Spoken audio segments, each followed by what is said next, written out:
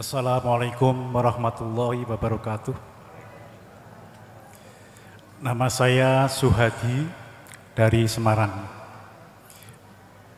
Mau tanya Gus, saya dalam mempraktekkan dzikir Jir Arsor itu kok mengalami kesulitan.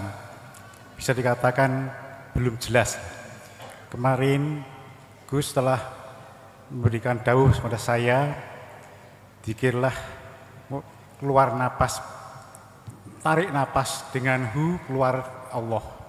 Kemudian diikuti dengan rasa. Nah, dalam mempraktekkan ini, kami mengalami kesulitan. Rasa yang bagaimana, Gus? Yang saya rasain itu gimana? Apakah ini yang bersifat syukur atau bagaimana? Ini saya masih dalam kesulitan. Memang saya adalah pemula. Tentang mempraktekkan dzikir sirul asrar. Jikalau dzikir ismudat utawi dzikir siri masuk nafas iku kesulitan, artinya kita di samping melakukan dzikir sir beserta sirul asrar, kok kesulitan fungsinya sirul asrar muncul, gak usah dzikir sir, cukup dzikir sirul asrar aja. Tapi jikalau dengan letupan dzikir sir menjadikan mudahnya sirul asrar jenengan dapatkan di hati, mengapa itu tidak dilakukan?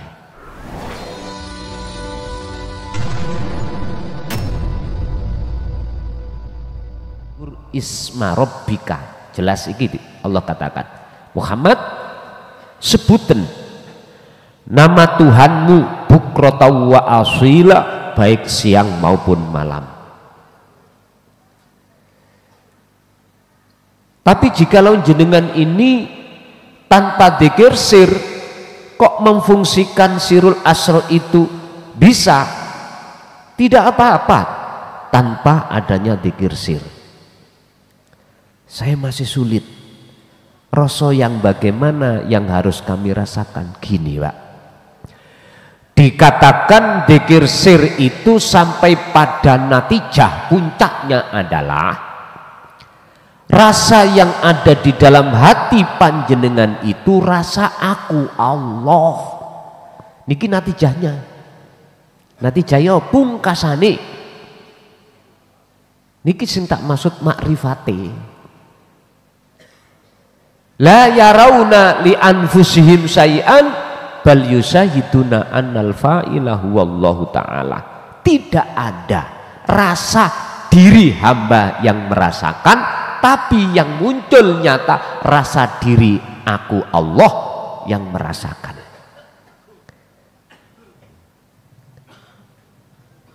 Pertanyaan nih, kalau sudah di situ cara zona waktunya itu sampai kapan? Ya suka-suka, suka-suka urip itu sendiri. Sing penting kita itu ngintir mawon, ngintir raja, mengintir raja, mengalir raja. Jadi biar mudah, kalau sebutkan di depan tadi, andai kata dzikir sir ikut kok ndadekno angel, cukup sirul asrar. Dikatakan sirul asrar itu sudah mencapai target atau natijah, tatkala dalam hati jenengan iku muncul rasa aku Allah.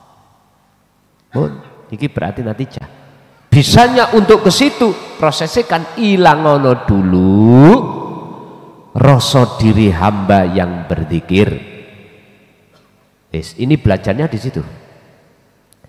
Makanya aku sebut sebagai makom muraqabah itu di sini. Lah pasti jenengan akan ditarik ke makom fana, artinya kefanaan dari keakuan diri. Akhirnya muncul makom makrifat, berarti yang disebut sebagai akunya Allah. Pun, oke, lanjut.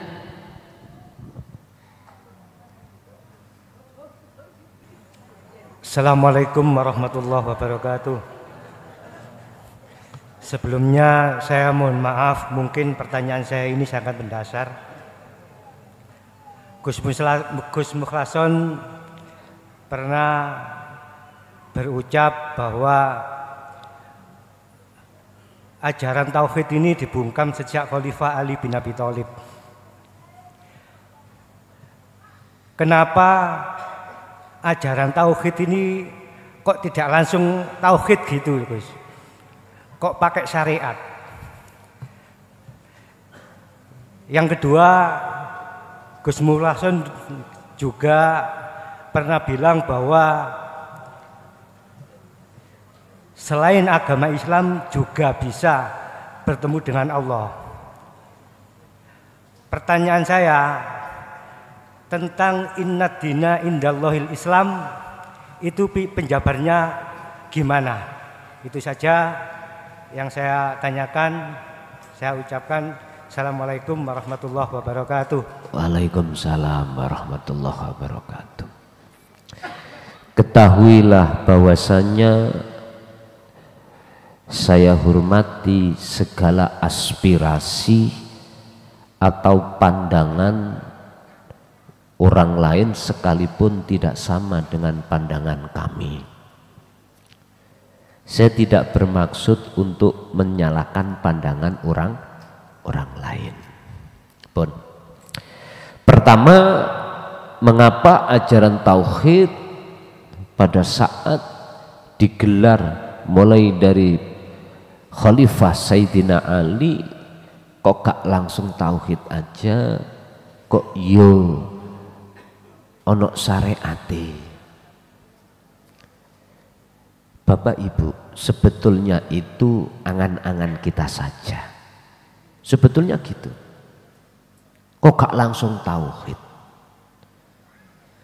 Podo karung ini umpama jawaban secara kinayah saya. Apa ya pitik kok adik ngendok? Kok gak langsung pitik? Misalnya, apa iya? Cara wong hamil iku lahir kok gak langsung brengosen gede. Wis gak ngeramut gak apa langsung penak. Kok kadik proses-proses seperti itu? Sebetulnya itu Pak, itu hanya penerkasa kita aja. Sebetulnya itu penerka kita aja ngomong babakan sarengat itu karena memang pandangan kita itu pandangan syariat. Bapak Ibu ketahuilah, sesungguhnya sebetulnya kalau kita sudah sampai pada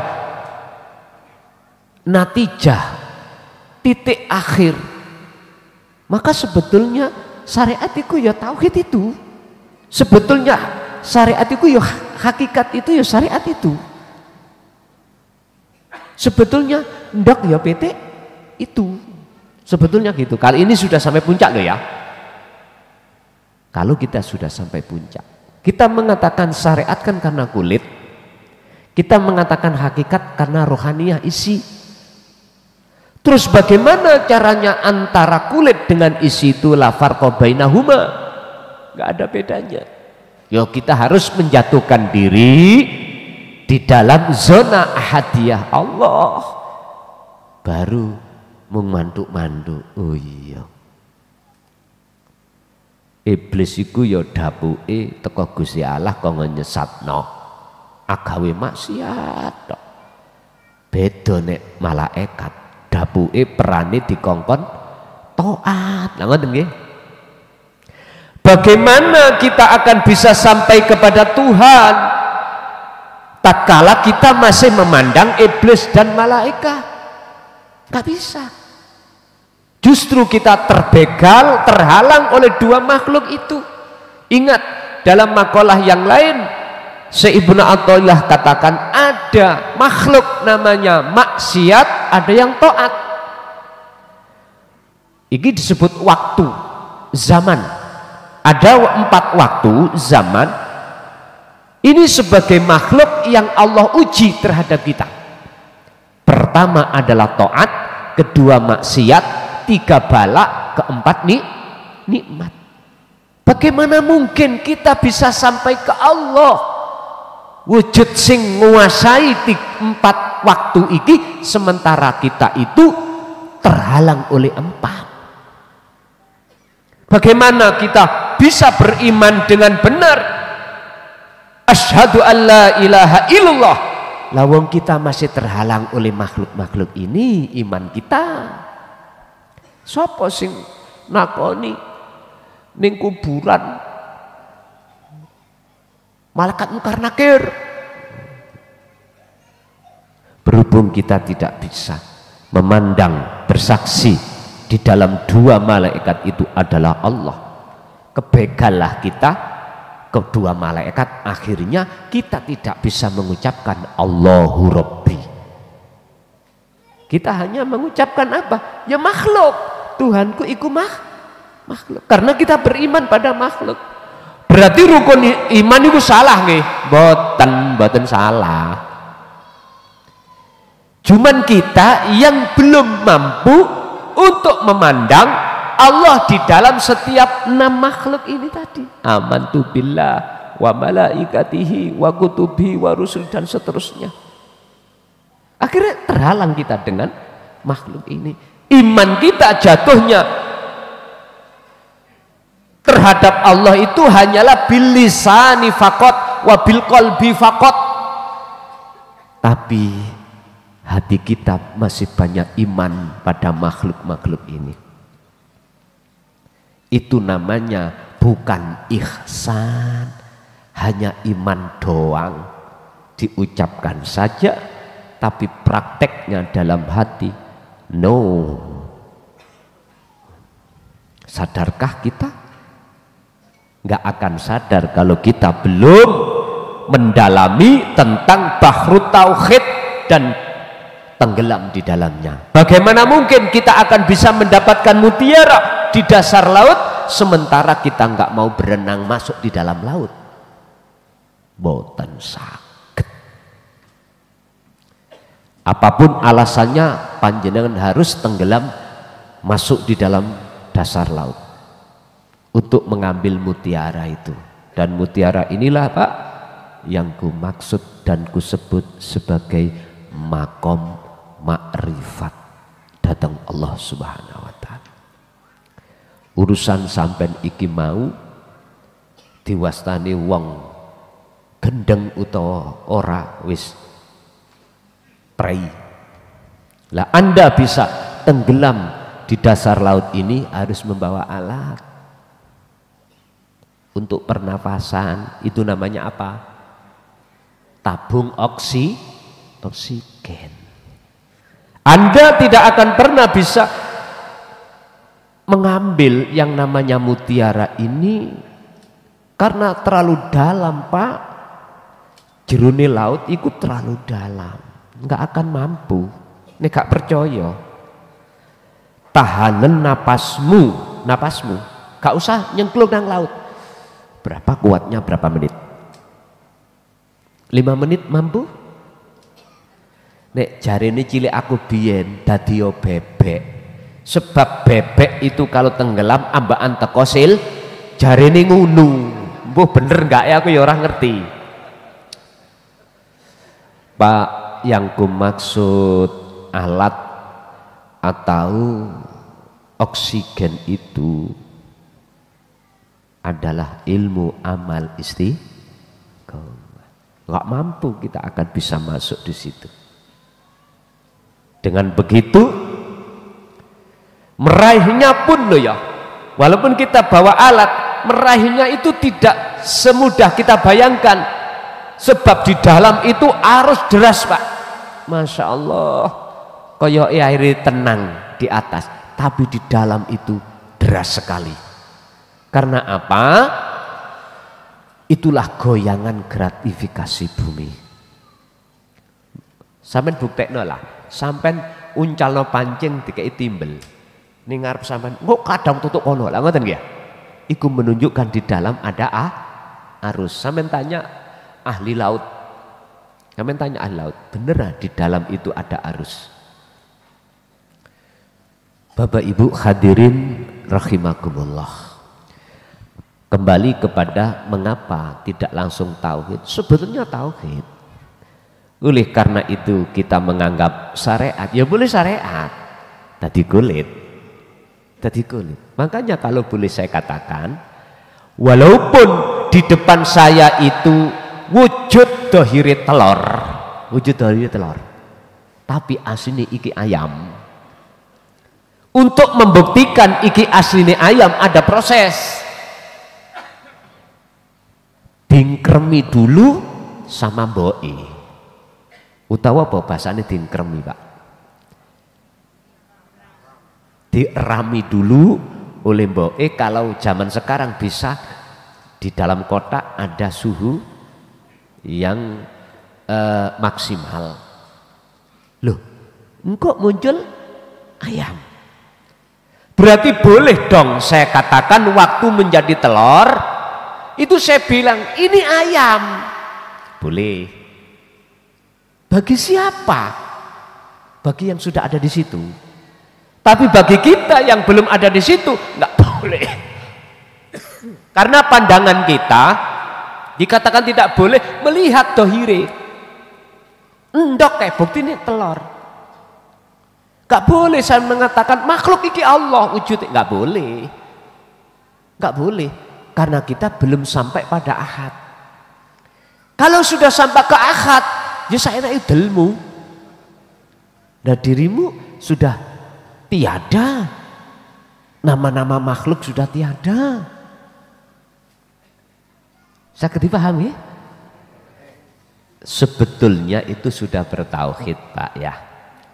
Oleh karena gegara kaum golongan khawarij bahasa proses, inilah yang menjadikan hukum jeruniku terkesan diureh-ureh dengan khilafnya hukum jobo. Makanya ojo heran, jangan heran kalau di dalam hukum syariah itu khilaf. Muncullah mazhab si A, si B, si C, si D. Kalau jenengan berhenti ada di sini, mesti fanatik. Fanatik hanya membenarkan benderanya dan menyalahkan bendera orang itu pasti. Sehingga kita tidak faham ayat inna dina indallahil Islam. Boten paham dari sisi sudut pandang tafsir mutasabihatnya nggak paham. Kita sudut pandang muhakamahnya lah yang paham. Sehingga kita mengatakan kalau tidak bersahadat, tidak Islam dohire, bukan Islam. Nah, tahu? Oke, itu tak terima. Pendapat seperti itu tak terima. Cuman pertanyaan aku, apakah keislamamu di situ menjadikan hatimu isok tenang? Jenengan piyambak sing saged jawab. Apakah keislaman yang terjadi pada diri kita secara lahir salama yusallimu taslim, padahal di situ adalah endingnya adalah wa aslimulahu, pasrah kepada Allah. Apakah sudah mendapatkan ketenangan hati dalam diri? Ketika saat lebih-lebih kita dihadapkan kondisi yang serba kurang, lebih-lebih dihadapkan Allah dalam kondisi yang kurang enak, bagaimana? Aku nggak bicara kondisi yang nggak enak, susah. Aku tak bicara kondisi yang enak aja. Sampai tanya pada mereka-mereka yang kaya raya, hatinya bisa menemukan taslim, pasrah diri, akhirnya damai hati, ada enggak? Dia jawab, aku iki yang kutakutkan adalah jadi miskin. Jadi miskin. Yang punya jabatan takut kehilangan jabatannya. Yang punya pengaruh sebab ilmunya, pengaruh kehormatan terhadap pengikut-pengikutnya, dia takut dicampakkan masyarakat atau mereka. Dikira mereka enggak gelisah, sehingga dengan begitu miturut sudut pandang hakikat yang disebut Islam adalah hatimu yang sudah betul-betul wa aslimu lahu min qabli ayyatiyakumul azab. Pasrah itu akan bisa terjadi dengan sesungguhnya manakala sebelum pasrah Anda sudah ketemu Tuhanmu. Ayatnya sudah bicara. Sering saya katakan dalam surat Az-Zumar ayat 54. Oleh keadaan ruhaniyah kita itu selalu gelisah, khawatir, bahkan takut dengan masa depan, bla bla bla bla bla. Disitulah Allah memberikan satu solusi terhadap kita dengan kalimah wa anibu, dan lekas balio sira kabeh ila rabbikum maring Tuhanmu. Rob berarti semua agama ini, semua agama, tidak hanya untuk Islam. Quran ini tidak hanya untuk Islam secara syariat, tapi iki ya juga terhadap agama manapun supaya rohaniyahnya betul-betul muslim. Ngoten lho. Lah, cara untuk bisa kembali kepada Tuhan kita itu Anda tidak bisa lepas dari beberapa proses faktor. Pertama adalah taklimat tauhid. Kudu belajar ngeji babakan ilmu sing untuk mengesahkan Tuhan. Ini urusan bahasanya, urusan sistemnya monggo kersa. Makanya carilah agama yang mendidik Anda untuk mengesahkan Tuhan. Mukhlisina lahuddin hunafa'a wa yuqimus shalah wa yu'tuz zakat wa dzalika dinul qayyimah. Mana agama yang jejak? Agama yang lurus mana? Itulah agama yang mengesahkan pada Tuhannya. Makanya bahasanya wa ma umiru illa la. Tidak diperintahkan kamu sekalian illa liya'budullaha, hanya menghadap, hanya menyembah kepada Allah. Artinya jatuhnya ruhaniyah itu dalam keesaan Tuhan. Dalani lewat sirul asrar, titik wis. Dengan bahasa lain tidak sirul asrar, monggo rasa silakan. Sebab semua manusia hatinya itu Pak mesti dipasang Allah namanya fuad. Artinya teleng. Wis terserah monggo bahasa apa sampean jenengan apa. Sing jelas adalah keimanan yang murni, yang Rasulullah sebut ihsan. Itu mesti berhubung niki rasane utawa ihsane iku dipengaruhi terhadap perkara-perkara duniawiyah, akhirnya ora iso metu. Cara umbel ya. Apa sebabnya gak iso metu? Akhirnya ndadekno buntu irunge. Wis pelajaran dhewe. Akhirnya ambekan ya nak pu ngoten Pak. Gak iso los ngoten. Menurut kami Pak, ayat inna dina indallahil Islam, sesungguhnya agama yang Allah ridhoi. Ngonggo Allah, indallah lho, mboten indanas. Pandangan Allah iku al-Islam. Saya menerjemahkan ini indallah bukan indanas. Sebab ayatnya mengatakan indanas. Maksud kami indanas itu pandangan rohaniyah. Lagi Islam yang ku maksud di situ adalah pasrah. Kita akan pasrah tatkala bisa kembali kepada Tuhan setelah lama banget kita itu rohaniyah mencelok, bersowan, bercinta-cintaan kepada selain Allah. Lah ini persoalannya. Kalau saya sih mah sederhana. Agama apa ae dohirmu silakan. Yang penting rohaniyahmu itu betul-betul muslim. Ngoten. Saya menerjemahkan dari ayat ini tadi dari pandangan hakikat, bukan pandangan syariat. Kalau pandangan syariat sing batu Islam yaitu al-imtithalul awamir wajtinabun nawahi. Ya wis hukum Islam itu secara syariah. Oke, pertanyaanku, kalau yang dimaksud itu loh ya, sudahkah hatimu itu mendapatkan ketetapan hukum pasti dalam hal apapun?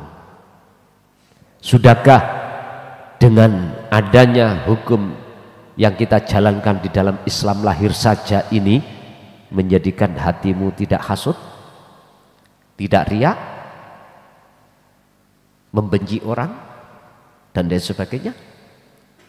Kalau masih kita pertanyakan terhadap diri kita masing-masing, padahal maksud daripada Islam datang adalah minadz zulumati ilan nur. Allahu waliyul ladzina amanu yukhrijuhum minadz zulumati ilan nur. Wa qala aidan huwallazi arsala rasulahu bil huda wa dinil haq liyudhhirahu 'alad dini kullih walau karihal musyrikun. Harus kita pertanyakan, Pak, apa sebabnya aku ya wis Islam, salat ya penuh, wis kabeh ya penuh, atiku kok sik ana rasa iri, dengki, hasud, riya, takabur. Harus kita tanyakan pada diri kita masing-masing.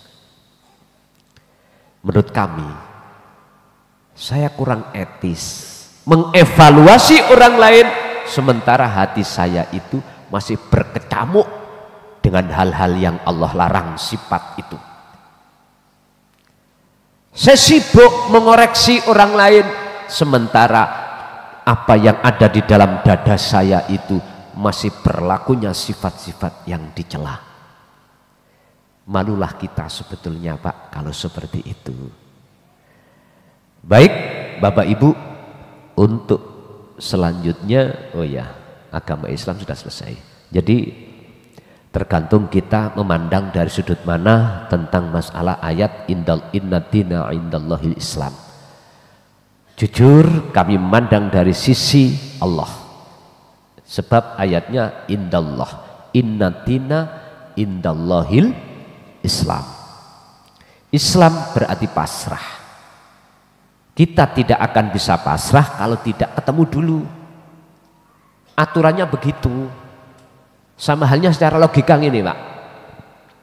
Apakah pasrah yang seperti saya ini dikatakan benar? Pasrah yang bagaimana? Gini, saya itu bawa motor, tengah jalan perut saya sakit, saya ingin ke sungai. Lah, jarak antara jalan dengan sungai harus turun, gak bisa ditempuh oleh sepeda. Lah, di tengah jalan ada orang tiga yang tidak aku kenal. Saya bilang, Mas, tolong ya Mas, tolong jaga sepeda saya nggak kenal, ini siapa? Aku mau ke sungai dulu buang air besar. Oh iya, nggak apa-apa, saya jaga. Ternyata orang tiga ini adalah curanmor. Kata temannya, ya ini namanya kutuk marane suntuk. Raiblah Pak, lenyaplah. Karena karakternya seperti itu. Kita nggak kenal. Maka pertanyaan saya, pasrah saya terhadap orang yang tidak aku kenal, menurut kami itu salah. Menurut kami itu salah. Misalkan aku pasrah kepada Allah, ya Allah segala hal apapun saya serahkan kepada dirimu, tapi rohania belum bertemu Allah, nggak mungkin bisa, Pak. Sering saya kasih contoh terhadap Pak petani, kita pasrah semuanya itu yang menumbuhkan padi, menguningkan padi, itu semuanya Allah. Tapi ketika saat mau kita panen, satu hari sebelumnya dihabiskan oleh tikus. Akhirnya saya hadapkan satu pertanyaan, yang menghabiskan siapa? Tadi kami semuanya bicara Allah. Nggak bisa Pak kita bilang Allah. Mesti bilang tikus. Akhirnya dendam kita tikus. Artinya apa? Semua kita jikalau namanya pasrah kepada Allah itu tidak akan benar dalam akhirnya natijahnya itu manakala kita belum tahu siapa sebetulnya Allah. Itu hanya secara lesan aja kita, nggak bisa. Alias mesti dalam hati niki medongkol Pak, ngitung-ngitung biaya, ngitung-ngitung waktu, ngitung-ngitung pekerjaan. Alah tuas ngene akhirnya dobol. Ya ngono kuwi akhirnya. Jadi jangan heran kalau hati itu muncul rasa dendam terhadap si bocah namanya tikus. Itu pasti Pak. Dikatakan sudah benar pasrah kalau jenengan itu sudah masuk di alam akhirat itu. Oke, Ibu mungkin gantos.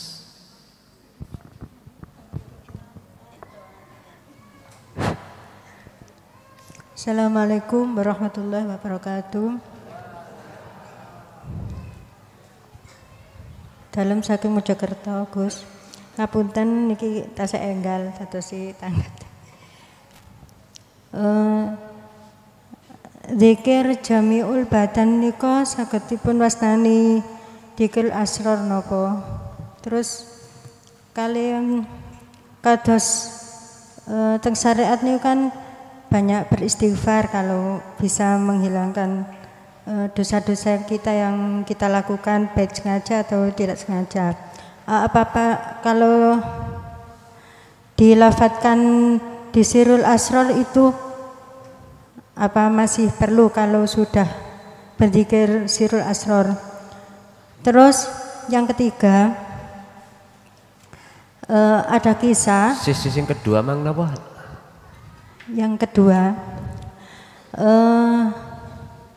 seperti misalkan kita ini kan banyak dosa, meskipun itu disengaja atau tidak sengaja.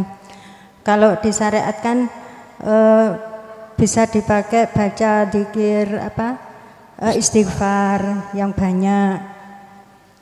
Nah itu kalau istighfarnya itu dilafadzkan di dalam hati ya, apa bisa dinamakan sirul asror? Terus yang ketiga ada cerita seseorang pernah sakit tidak bisa berjalan, kemudian dia melaksanakan sholat tasbih, sholat sunnah tasbih. Karena melakukan sholat sunnah tasbih itu maka dia menjadi sembuh. Karena sebab itu dia tiap sholat 5 waktu untuk menghadap kepada Allah itu ketika mau meninggalkan itu merasa berat sekali. Apakah itu juga sudah dimanungkan bertauhid? Itu saja. Matur suwun. Assalamualaikum warahmatullahi wabarakatuh. Waalaikumsalam warahmatullahi wabarakatuh. Apakah zikir yang dilakukan segenap badan itu bisa dikatakan sirul asror zikirnya? Bisa dengan catatan manakala di dalam hati jenengan bergemuruh rasa. Kalau bergemuruh rasa berarti tiada selain Allah.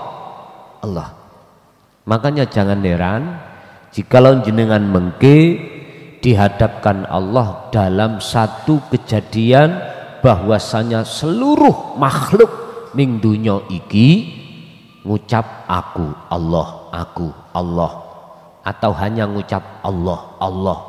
Mbun heran.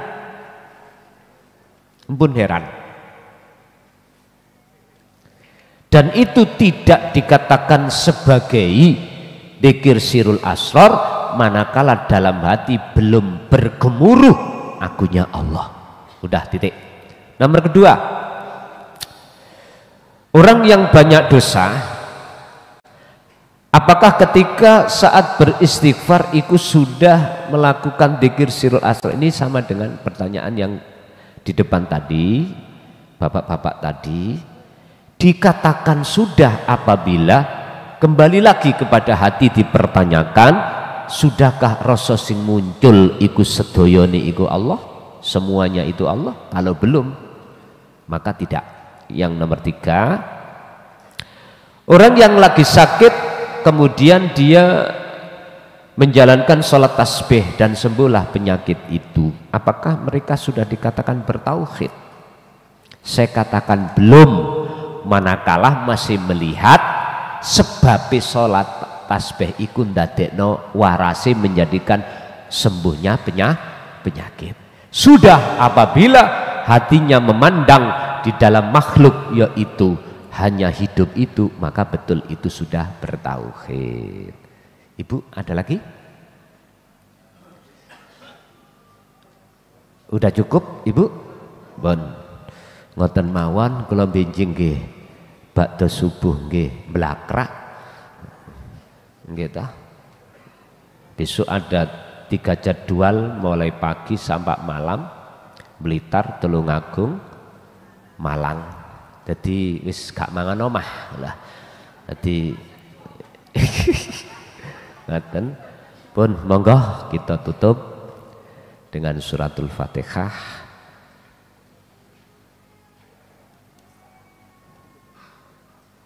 Apa yang Allah berikan dalam kesempatan malam hari ini tidak hanya menambah satu ilmu, tapi juga menambah kemarifatan jenengan datang Allah Subhanahu wa taala. Lahumul Fatihah.